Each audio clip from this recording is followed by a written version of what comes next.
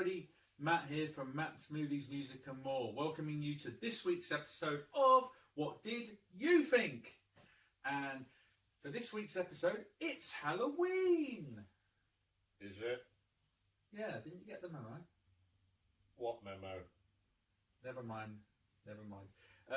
Well, as you can tell with my funky t-shirt here, that it's Halloween roughly at this time this episode airs, and for this week's episode, conveniently, I do promise it wasn't rigged, it's conveniently on here. The movie it landed on was a horror film, which is Halloween 3, Season of the Witch. Then why have we got Jason Voorhees here? Oh. Couldn't you get Michael Myers? You know I haven't got the budget to be able to afford Michael Myers, but I doubt the estate of William Shatner would allow it to be used. You've not thought this through, have you? No. Anyway, let's talk about a movie, shall we? Yeah. Well, I've got to introduce my special guest, as I completely forgot to do that. This is Andrew. Hello. And today, yes, Halloween 3, Season of the Witch. It's kind of the black sheep of the Halloween franchise. The bastard stepchild, yes. Yes. And by the time this video comes out, I believe the new Halloween movie, which is brilliantly come up with as the new title, Halloween, which is apparently a direct sequel to the original 1978 movie, Halloween. So with that one being a direct sequel, it actually writes off all of the other sequels in the entire Halloween franchise. Nothing else matters anymore. Yeah, so it kind of feels very unfair to all the people that have probably watched the sequels over the years and loved it, right? Yeah.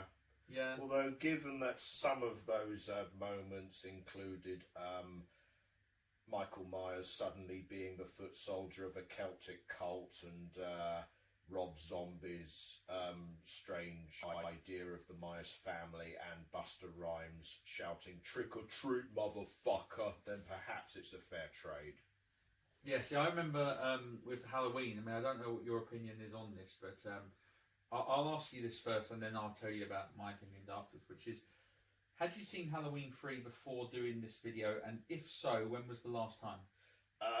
It was as a teenager. I forget specifically when, but I know I watched it on the Sci-Fi channel and it left a profound impact on me for about a month, because there was a school exercise about what's the funniest thing you've seen recently, what's the scariest thing or unsettling thing you've seen recently. Don't ask me to question the logic of this exercise, but I included the ending of this movie in here, which I won't go into, at least just yet, but I remember being struck because my childhood brain had been used to conclusive endings or things that get wrapped up, and this left a great big question mark and then the credits rolled, and I was both kind of unnerved by it and also kind of, oh, well, that was a cop-out. Yeah. It had been building to such a crescendo and then that's it. Yeah. That's what I remember about watching this movie. That and please don't ask me to recite this, the Silver Shamrock theme. Oh, you'll hear about that during the film. Every Halloween I play that thing. It does, as an advertising jingle, it does its job of getting stuck in your head. Yeah. And probably makes you want to tear the hair out of your head as you think about it. But with this Halloween movie... Was that a comment about... No. Good. No. He's the biggest fan of Halloween 3, as you can probably tell. Sorry, no offence. Halloween, when it came out in 1978 by John Carpenter, I don't think John Carpenter had planned it for there to be sequels, but I think the producer, Mustafa Akkad, he obviously envisioned this as being a particular franchise. And so John Carpenter and Deborah Hill, who created the Michael Myers character, obviously they were required to do Halloween 2 in 1981. And Halloween 2 was a successful hit. It probably wasn't as big a hit as the first one, but it was more excessive in its violence and its blood and gore and stuff like that.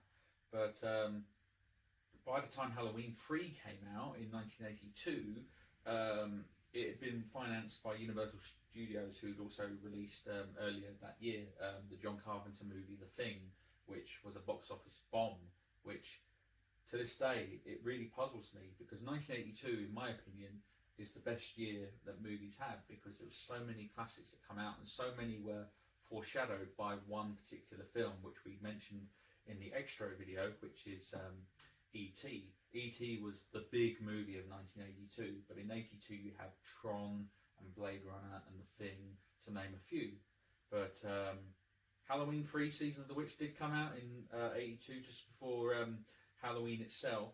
But before we go on about Halloween 3, how many of the sequels have you actually seen? Include the Rob Zombie ones as well. To be honest, generally I've caught odd bits from here and there. If you're talking about movies in their entirety, then I'd say 2, 6, and that's about it really. See, for me, I've only seen in the franchise, apart from the original Halloween, which I've seen multiple times. Halloween 2 I've seen once, and I thought it was okay, but it's based in a hospital. It didn't really do anything for me, to be honest. And H2O, which I saw when it came out back in 98, and kind of thought Josh Hartnett, he kind of looks like Michael Myers without the makeup because of his face and his eyes. But I thought that was an okay movie, and when I saw Halloween Resurrection with Busta Rhymes, as you said earlier, it's a pretty awful movie. It's like Big Brother featuring Michael Myers. It's pretty terrible. And what about the Rob Zombie ones? I mean, the first Halloween I actually thought was quite good. It's not better than the original, but I thought it was clever. But the backstory, I kind of felt was a bit pointless, to be honest. You didn't really need to. Michael Myers was from a trailer trash background, really, in that movie, with his stripper mum and the husband who's kind of a deadbeat drunk and stuff like that. And you know, it wasn't a great film, but Malcolm McDowell was in it, who I think is a great actor. I love Malcolm McDowell. But in the second Halloween by Rob Zombie, what a terrible movie that is.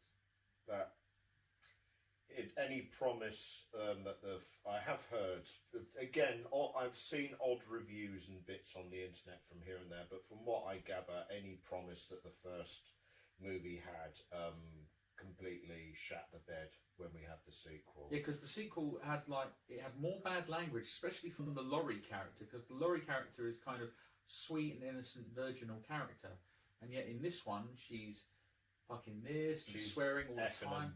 And even the Dr. Loomis character, Malcolm McDowell, I mean, in this he just happens to be like some sort of, oh, I'm the doctor who wrote this book, and screw you if you're not going to buy it or whatever. And it's like, it just seems totally weird. Our hero character has now become a prick. Yeah, and it kind of feels, who you're supposed to root for in this movie. I think the intention of this movie is that you're supposed to root for Michael Myers, like you would if you're a horror fan anyway. You want to see Michael Myers or Jason Voorhees or Freddy Krueger killing people in their franchises. That's what you pay to watch. And Jigsaw with his puzzles and all that. But we're getting off the topic here. Let's move on to 3, shall we? Yeah. So Halloween 3 was directed by Tommy Lee Wallace, a long-term collaborator with John Carpenter, who had also directed movies later on, including Fright Night Part 2, which is kind of an underrated sequel, I'd say. But this movie stars Tom Atkins, who I would say probably sports the best moustache, I think, in a movie ever. It just looks so cool.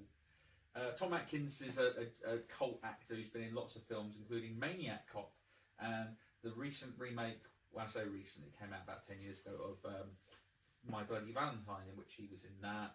And you've also got Stacey Nelkin, and you have Dan O'Herlihy, who many people know as the old man in RoboCop, and he was also in The Last Starfighter, and I think he was famous for being like in westerns and stuff like that. So, you know, his background, I suppose, is very different to what he would become as a cult actor. But do you want to describe the plot of this movie, or? In very broad terms, there's a company called Silver Shamrock that has become very popular selling Halloween masks, even though they're very basic and cheap looking Halloween masks, but it's all about the advertising, I suppose. And it's all building up to, it's funny how this is a Halloween movie that builds up to Halloween. It's like 5 days before Halloween. They're building up to Silver Shamrock having a big giveaway at 9 o'clock at night on Halloween. So have your Halloween masks ready. Whilst this is going on, an employee who's learnt the dark secret of exactly what Silver Shamrock are planning on Halloween night has escaped, and he very swiftly gets attacked and killed by one of the security at Silver Shamrock. Yeah, it's these guys that are wearing smart suits like they're in the FBI or something like that. And they don't speak, do they? They just sort of they do never movements and speak. stuff. They just swiftly kill you. So it does feel like you wanted to recreate Michael Myers without having Michael Myers in there. Let's have these guys just silently come up and kill you. Well, without interrupting you on it too much, obviously this Halloween movie is the odd one because it doesn't feature Michael Myers in it at all. Yes. But Michael Myers is in this movie, albeit briefly, in a sequence in which one of the main characters is in a bar and they're playing the trailer for Halloween 1. So there's that, if it counts. But I think the idea for this was that they wanted the Halloween franchise to be like an anthology series of movies. I think that would have worked had Michael Myers not been in the second Halloween. I think this is the trouble that this movie has. If this movie had been released as Season of the Witch and not Halloween 3, I think it may had got more... it probably would have been ignored, probably, to be honest. But it's a shame because I think it's quite decent. I have heard that the director shares your sentiment about that. That the biggest problem Halloween 3 had was that it was called Halloween 3. But to try and describe the rest of the plot, because this poor employee winds up in hospital, he winds up with getting the attention of our Tom Atkins doctor character, who has kids, so he knows all about the Silver Shamrock promotion. But once the security guy kills the employee's daughter says, I need to go to Silver Shamrock and find out exactly what happened. And partly because he has a vested interest in his patient being killed, but also because I think he fancies this girl, this married family doctor. I did not find this main character sympathetic, can you tell? Goes with her to the Silver Shamrock. Not just a factory, but a whole village of people. And from there they meet Conrad Cochran, the guy who owns the place. And through him we find out exactly what he is up to and what he is planning on Halloween night. Yeah, but didn't they find out that it was to do with Silver Shamrock because the guy who's the father of the woman, was holding the badge which is on the back of the mask. In true horror movie fashion, not only does he let out something terrible is happening, he's also got one of the Halloween masks on his person. Yeah, so he wouldn't let go of it even in his dying breath. Yeah.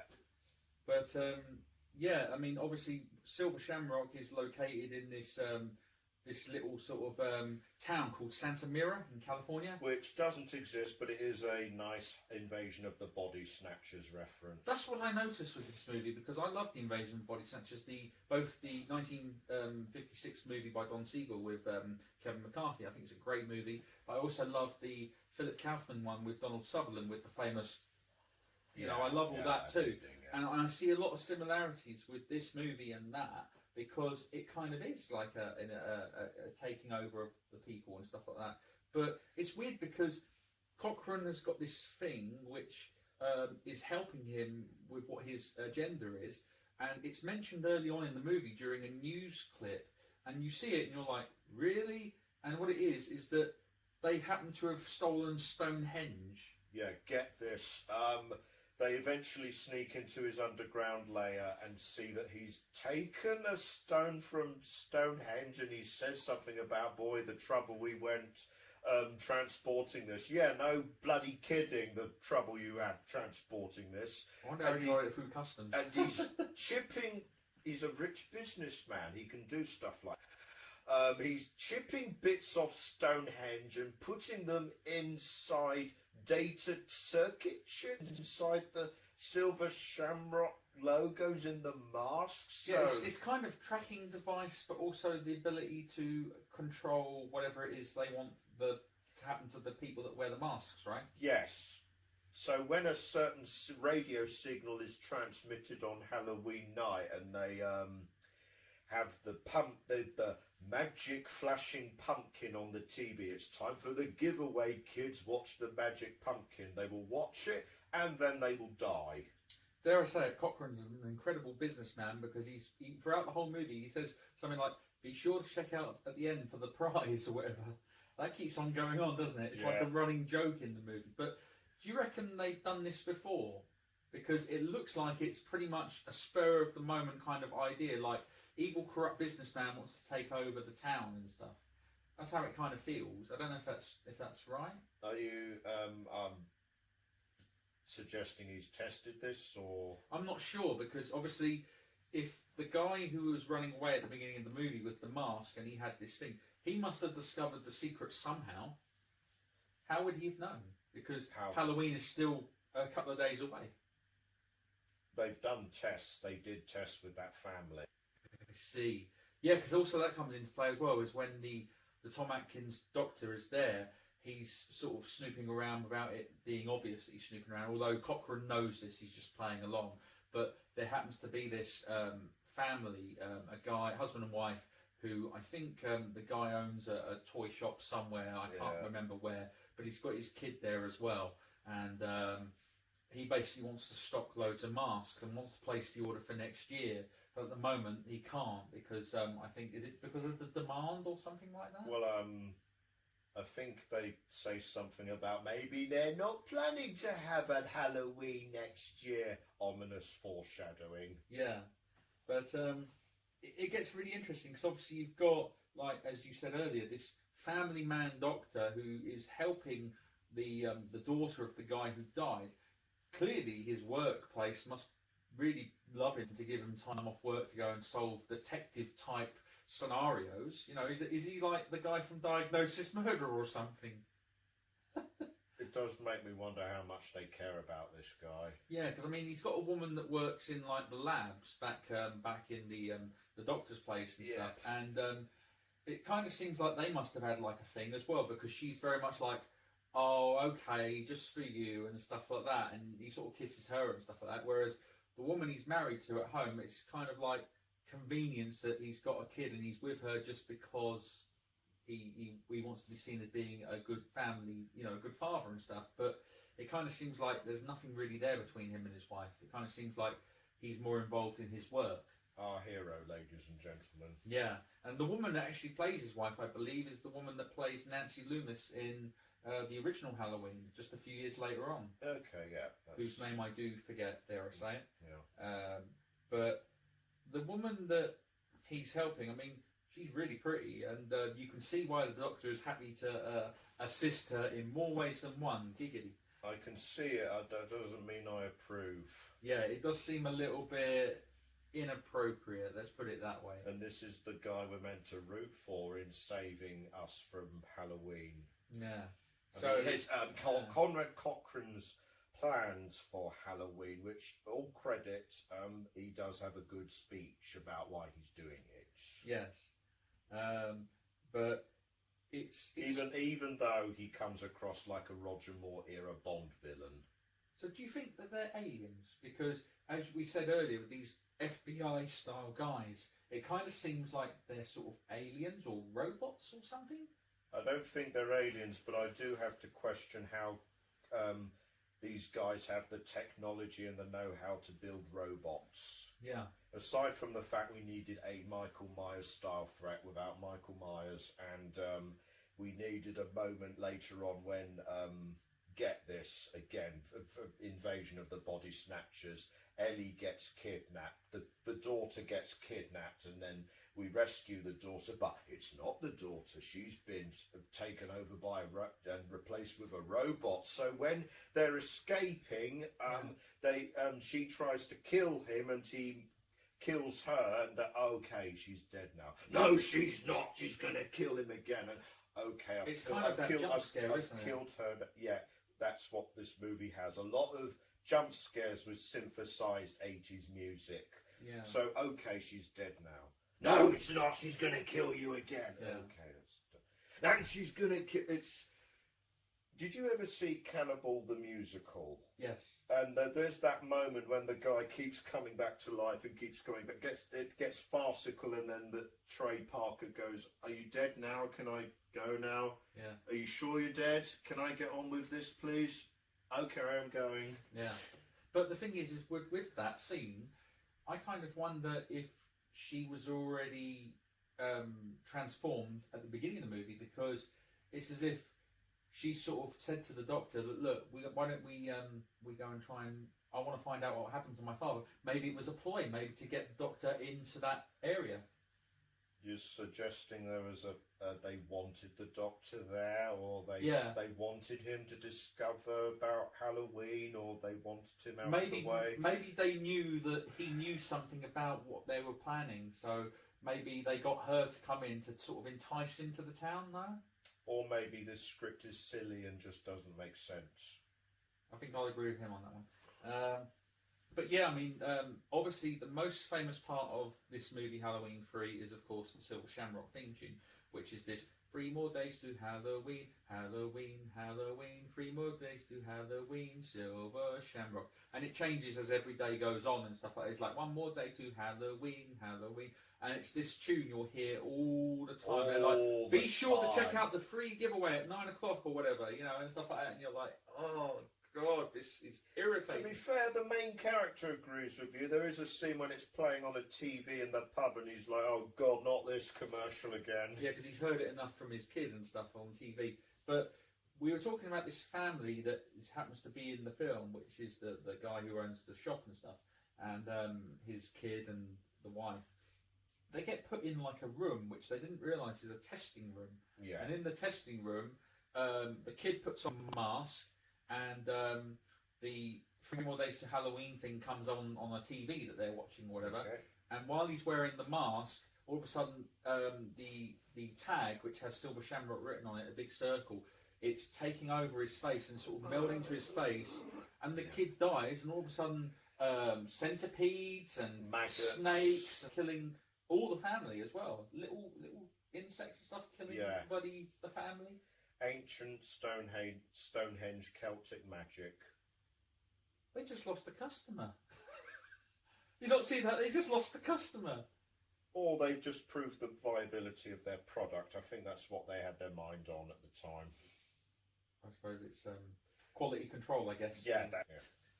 But no, what I did find funny in this movie, it does have some funny scenes. You're going to say, isn't the whole movie funny? But, intentionally funny, or... Yeah, there is some intentionally funny scenes. I don't know if it's intended by the director, but there's a scene in which the Tom Atkins character is trying to get from one part of the room where Stonehenge is, where all these people are on the computers and stuff, and he's going behind one of these... yes. Are they the tea lady things or something like that?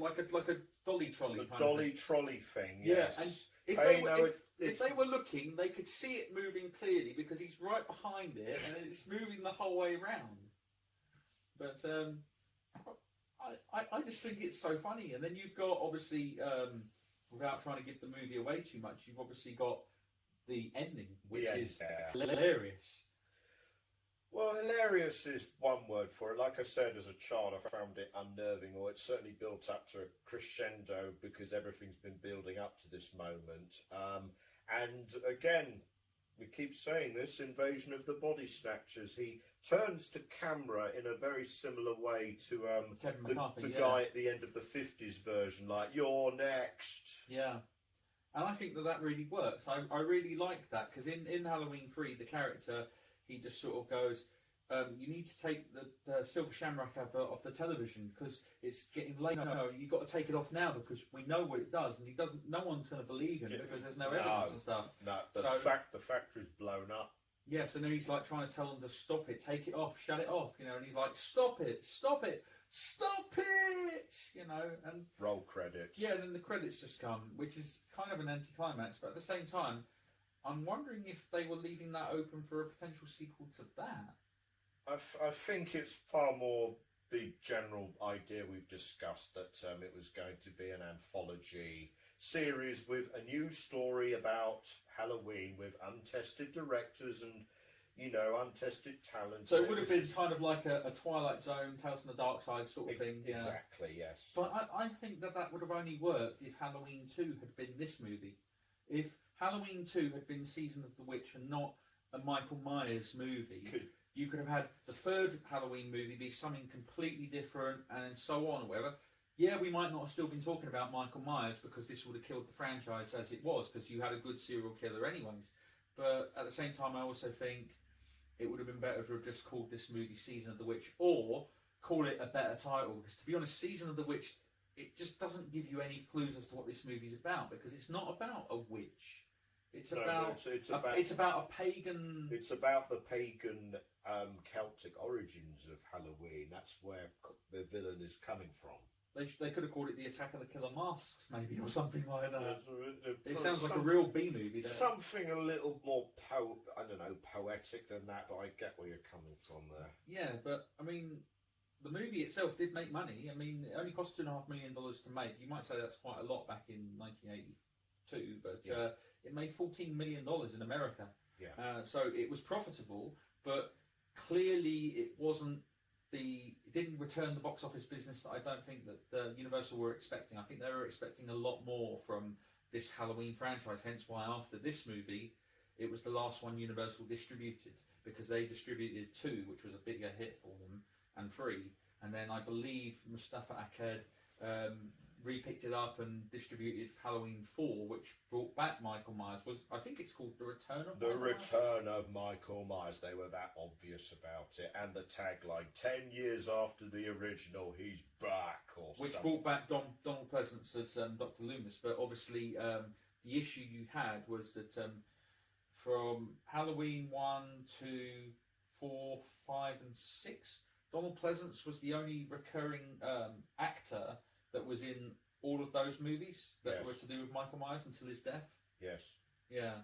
But this movie, I think, is really funny, actually. I think this is a really guilty pleasure movie, and I really enjoyed it. I think, in all fairness, guilty pleasure is the best way to sum this up. I'd never seen it before doing this review, so... This is a silly movie, yes. There are parts I do like the doom-laden atmosphere, or the sense of dread that is building up to that ending, and I enjoy the villain in a hammy way, and the Silver Shamrock theme. There's a reason it got stuck in my head, because it's so damn catchy. But honestly, the parts I enjoy about Halloween 3 are all the parts surrounding the movie, like we said. With the benefit of hindsight, where we've been, like I mentioned before, bringing back Michael Myers again and again and again and again and again and again this year, you can with the benefit of hindsight, you can just look back and sigh and see where the writer and the director was coming from with this movie, and they had good intentions, even if they weren't brilliantly executed. You just look back and think, if only they had gone with the anthology idea. We are living perhaps in the wrong universe. But the thing is that I suppose with Halloween 2 and 3, they weren't directed by John Carpenter, but I believe John Carpenter wrote and did the music for them both, because the second one was directed by Rick Rosenthal, and the third one was directed by Tommy Lee Wallace. But I think around the time that this movie was being worked on, John Carpenter was working on the Stephen King movie Christine, which I think was the next film that came out around the time. And I see a bit of similarity regarding the cinematography of Halloween 3 with Christine. It looks a very, very similar movie. Whether or not it's the same sort of cinematographer that's involved in both movies, it wouldn't surprise me if it was, but you could really see that there's similarities to both movies. But yeah, I really enjoyed this. I thought this was a good movie, and if I was to review all the Halloween sequels once I watched the sequels, I think I'd put this one up pretty high, because it was just a lot of fun. But when you want to see the Michael Myers character, obviously, you're going to put it extremely low on the list. Yeah. Is that how you feel about it? agree you can have a smile watching this movie, either intentionally or unintentionally. Yeah. Well, I suppose that's the end of Halloween 3. Oh, no. Silver Shamrock! Stop it! Stop it! Can you not hear it? I knew you were going to make that joke. Oh, no. You know what that means? It must mean it's the Twister Spinner time. Fear for your children. Oh, no. Well, according to the list, it says that from the last episode, when we had Attack the Block, it was replaced by Ready Player One. So, because we've just done Halloween 3, Season of the Witch, the new film that's been replacing that is the movie Green Room. So, that will be a movie that hopefully will come up on the spinner at some point. I've heard good things about that. Yeah, so fingers crossed, let's see what it spins on now. So, without further ado, let's spin the wheel. Let's.